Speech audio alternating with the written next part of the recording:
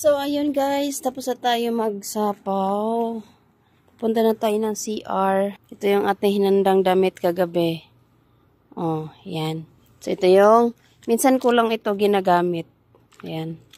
Very cheap lang siya, murahin lang. Ligo na muna tayo. Shoutout sa aking buhok na parang pinagsamantalahan ng 20 katao. Diyan. At ayun to Alia. Magbabalik ulit tayo mamaya. Maliligo muna ang inyong lingkod. Bye. Tapos na tayo maligo. Siyempre, pagkatapos natin magligo, ubusin natin ito. Pero wala naman siyang effect para sa akin. Pero sayang mahal niya kaya. Ubusin ko na lang siya. Sabi nung kasama ko, mayroon daw improvement. Pero para sa akin, wala man. Kasi mas malalaman mo sa sarili mo kung may improvement o wala. So, hindi na ako ulit bibili. Ubusin ko lang to. Kaya ganyan, hindi ako nagbibili ng mga pampaganda na yan. Wala naman eh.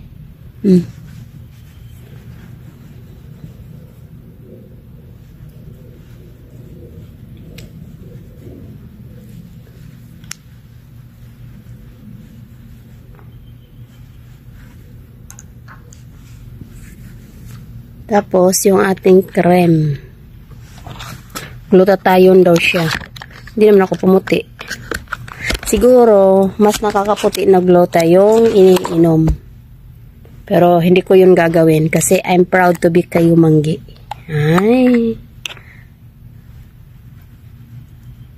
Ito yung kanyang cream. Facial cream. Facial. Social.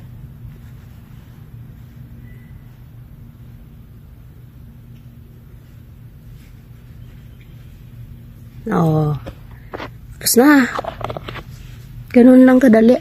Pero actually, hindi naman siya tama lang. Para lang siya Nivea na sabon o na lotion. Wala. Gutom na ako guys. Parang gusto ko munang kumain bago magtrabaho. Sige, kumain na tayo bago magtrabaho. Pero, yung mamaya na lang. Kasi parang gising na yung tao sa loob. Siyempre, ang ating baby oil. Naglalagay talaga ako ng baby oil, guys. Kasi, dati, noong mga nakaraang mga linggo, hindi ako nakapaglagay kasi nasa kwarto ito. So, hindi ko kasi bet pumasok sa kwarto. Totoo lang. Kung pwede nga lang, dalhin ko na lang dito yung damitan ko, dadalhin ko na siya. Kasi ayoko na talagang pumasok doon. Promise, ayokong pumasok doon. Pero wala akong choice. Kundi tiisin. Kaunting tiis na lang at hindi na natin sila makakasama. Diba? Wala akong pakialam kung mapanood niya to. Basta naglalabas na ako ng sama ng loob. Ayoko na. Tapos na. Siyempre yung ating lips. Sabi nila nakakaitim ng lips yung Vaseline. Pero maitim talaga to. Mula pa noon. Halata talaga na kamay mahirap, diba? Ganyan yung kamay ng mahirap. Pagkatapos, yan, yaw-yaw ko ng yaw-yaw, hindi pala naka-on yung camera ko. So, nagugutom ng inyong lingkod, parang gusto ko munang kumain. Bibilisan ko muna. Tapos, luto muna tayo ng makakain natin. Bago magtrabaho. Okay. Alright. Ayan. So, tapos na tayo dyan. Ito din, budget ko. So, yung mga lagi kong ginagamit, nilalagay ko lang siya sa isang paper bag.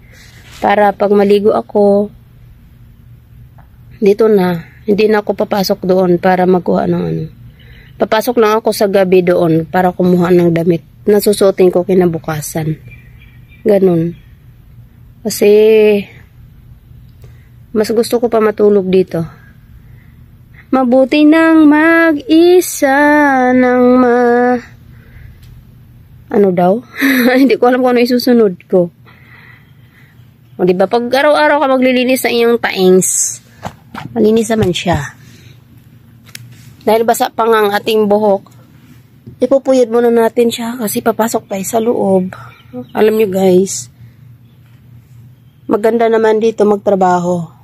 Huwag ka lang talaga magpasaway kay amo, lalo na sa pagsusuot ng mga civilian. Ayaw niya kahit pamaluag yung damit mo, ayaw niya. Gusto niya talaga lagi naka-uniform. So dahil mabait tayo, masunurin kung anong gusto niya, susuportahan natin siya. Kasi siya yung nagbibigay sa atin ng sahod. O diba? Naawa na ako sa isa kong pandong, asan na yun? Kasi bago ako matulog, nilalabhan ko siya para kinabukasan yun at yun talagang susutin ko. Sobrang nipis niya na guys. Tapos ito ngayon nag-pink na naman ako. Alam niyo, sa lagi ko siyang nilalabhan, wash and wear. Sobrang nipis na niya. Sobrang na. Dalawa lang kasi itong pandong ko. So okay lang yun. At least. Kailangan bibili pa ako ng pandong ko. Kaswerte-swerte naman ni amo. Ako pa bibili ng pandong, char. So that's it, Pansit. And see you again sa ating susunod na video. Yun na muna. Bye-bye.